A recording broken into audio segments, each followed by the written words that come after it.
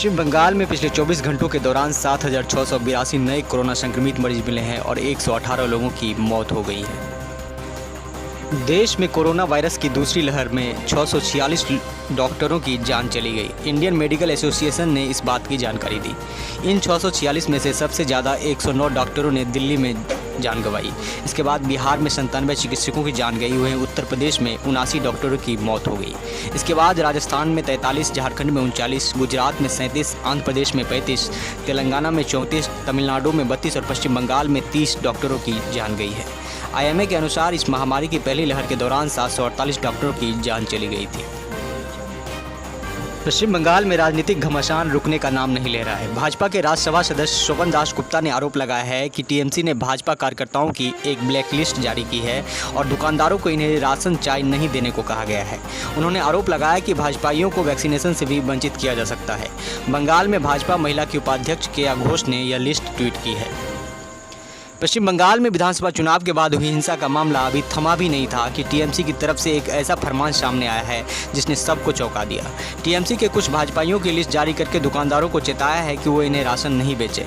यहाँ तक कि चाय बेचने वालों को भी इन भाजपाइयों को चाय पिलाने से मना किया गया है। यह लिस्ट मौखिक आदेश के साथ दुकानदारों तक पहुँचा दी गई है। भाजपा के राज्यसभा सदस्य स्वपन दास गुप्ता ने बंगाल में भाजपा महिला मोर्चा की उपाध्यक्ष केया घोष के ट्वीट पर रिट्वीट करके इस मुद्दे को उठाया है। दास गुप्ता ने कहा कि पश्चिम बंगाल में सत्तारूढ़ पार्टी की स्थानीय इकाई द्वारा तैयार की गई काली सूची अद्वितीय है। यह सक्रिय भाजपा कार्यकर्ताओं को धर्मनिरपेक्ष न्याय में गैरकानूनी घोषित कर दिया गया है। यह मीडिया की चुप्पी और पुलिस की मिलीभगत की आड़ में भाजपा कार्यकर्ताओं का मनोबल और आर्थिक रीढ़ तोड़ने का आइडिया है। स्वपन दास गुप्ता ने ट्वीट के जरिए कहा कि उन्हें ऐसी खबरें भी मिली हैं कि भाजपा कार्यकर्ताओं को कोरोना वैक्सीन से भी वंचित कर दिया गया है। बंगाल में भाजपा महिला मोर्चा की उपाध्यक्ष केया घोष ने TMC द्वारा जारी लिस्ट ट्वीट की है। केया ने लिखा कि यह अभूतपूर्व है, बिना किसी कारण के यह पाबंदी लगाई गई है।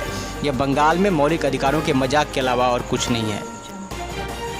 पश्चिम बंगाल में राजनीतिक विवाद के बीच मुख्यमंत्री ममता बनर्जी ने शनिवार को एक बैठक बुलाई। इस बैठक में उन्होंने बड़ा निर्णय लेते हुए अपने भतीजे अभिषेक बनर्जी को TMC का महासचिव नियुक्त किया है। वहीं अभिनेत्री सायोनी घोष को तृणमूल युवा कांग्रेस के अध्यक्ष की जिम्मेदारी मिली है, जबकि दिग्गज नेता कुणाल घोष को पार्टी का प्रदेश महासचिव नियुक्त किया गया है। अभिषेक बनर्जी इससे पहले पार्टी के युवा विंग के अध्यक्ष थे, लेकिन एक नेता एक पद की पॉलिसी को देखते हुए उन्होंने आज इस पद से इस्तीफा दे दिया। जिम्मेदारी मिलने के बाद उन्होंने कहा कि वे बंगाल की जनता के लिए हमेशा समर्पित रहेंगे। बता दें कि ममता बनर्जी के भतीजे अभिषेक बनर्जी ने विधानसभा चुनाव में काफ़ी मेहनत की थी। वे अपने भाषण के माध्यम से युवाओं का दिल जीतने में कामयाब रहे थे। हालांकि ममता बनर्जी भी अभिषेक के काम से काफ़ी खुश नजर आई और उन्हें इस बार प्रमोशन देते हुए महासचिव बना दिया। बंगाल चुनाव से पहले लोकसभा सांसद अभिषेक बनर्जी के बहाने विपक्ष ने ममता बनर्जी पर परिवारवाद के आरोप लगाए थे। विपक्ष का कहना था कि ममता बनर्जी अभिषेक को मुख्यमंत्री बनाना चाहती है। हालांकि अब पार्टी की जीत में अहम भूमिका निभाने वाले अभिषेक बनर्जी को ममता ने बड़ी जिम्मेदारी सौंपी है। केंद्र सरकार के 3 कृषि कानूनों के विरोध में किसान पिछले साल से दिल्ली की सीमाओं पर डटे हुए हैं। किसानों की मांग है कि सरकार इन कृषि कानूनों को वापस ले। इस बीच भारतीय किसान यूनियन के प्रवक्ता राकेश टिकैत को तृणमूल कांग्रेस ने पश्चिम बंगाल बुलाया है। हाल ही में हुए बंगाल चुनाव में तृणमूल कांग्रेस ने बड़ी जीत हासिल की है। बंगाल चुनाव के दौरान भी राकेश टिकैत ने बंगाल का दौरा किया था। वहीं अब TMC ने 9 जून को राकेश टिकैत को बंगाल बुलाया है। बता दें कि कृषि कानूनों के खिलाफ बंगाल के मुख्यमंत्री ममता बनर्जी ने भी कई बार आवाज़ उठाई है। अब बंगाल की CM ममता बनर्जी ने राकेश टिकैत को बंगाल में मिलने के लिए बुलाया है। माना जा रहा है कि इस मुलाकात के दौरान कृषि कानूनों के खिलाफ आगे की रणनीति पर विचार किया जा सकता है। 26 नवंबर 2020 से किसान दिल्ली की सीमाओं पर केंद्र सरकार के कृषि कानूनों के विरोध में आंदोलन कर रहे हैं। बता दें कि इससे पहले राकेश टिकैत ने बंगाल चुनाव के दौरान नंदीग्राम से TMC के लिए चुनावी कैंपेन भी किया था। चुनाव में ममता बनर्जी नंदीग्राम से TMC की उम्मीदवार थी। वहीं बीजेपी की ओर से TMC छोड़कर गए शुभेंदु अधिकारी चुनाव मैदान में थे। कोरोना वैक्सीन लगने के बाद लाभार्थियों को मिलने वाले फोटो पर प्रधानमंत्री मोदी का फोटो आता है, लेकिन कई राज्य सरकारों और केंद्र में मुख्य विपक्षी पार्टी कांग्रेस ने भी PM मोदी के फोटो पर आपत्ति जताई और इसे असंवेदनशीलता कहते हुए आपदा में प्रचार करार दिया है। PM मोदी की तस्वीर पर रार तब और बढ़ गई जब ममता बनर्जी सरकार ने ऐलान कर दिया है कि बंगाल में 18 से 45 की उम्र के लोगों को वैक्सीन के बाद मिलने वाले सर्टिफिकेट पर CM ममता बनर्जी की फोटो आएगी। इस घोषणा के बाद से ही भाजपा द्वारा बंगाल सरकार के फैसले का विरोध किया जा रहा है। भाजपा ने इसे प्रधानमंत्री पद की गरिमा का अपमान बताते हुए इस पर कड़ी आपत्ति जताई है। लेकिन अब इस मामले पर बंगाल सरकार की तरफ से सफाई आ गई है।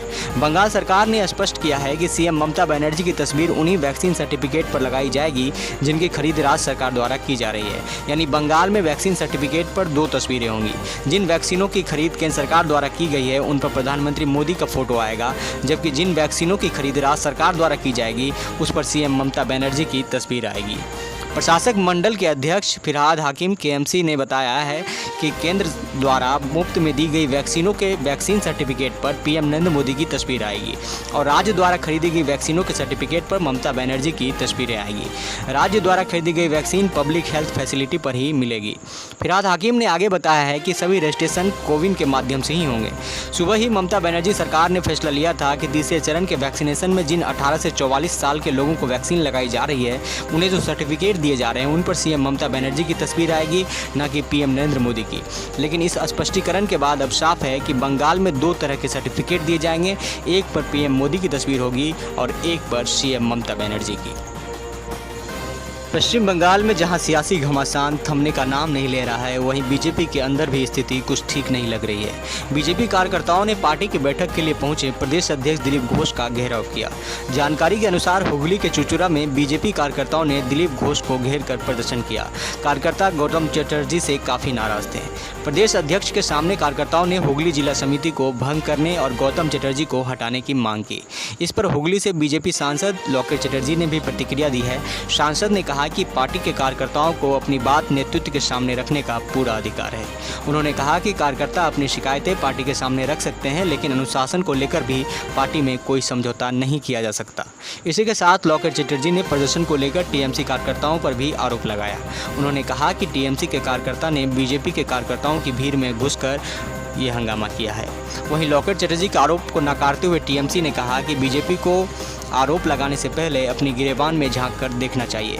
टीएमसी ने दिलीप घोष और लोकेश चटर्जी को अपना घर संभालने की नसीहत दी। कोलकाता के सबसे बड़े सरकारी अस्पतालों में से एक Kolkata medical college and hospital से 11 लाख कीमत के टोसिलीजुमाब इंजेक्शन की कथित चोरी का मामला अब हाईकोर्ट पहुंच गया है।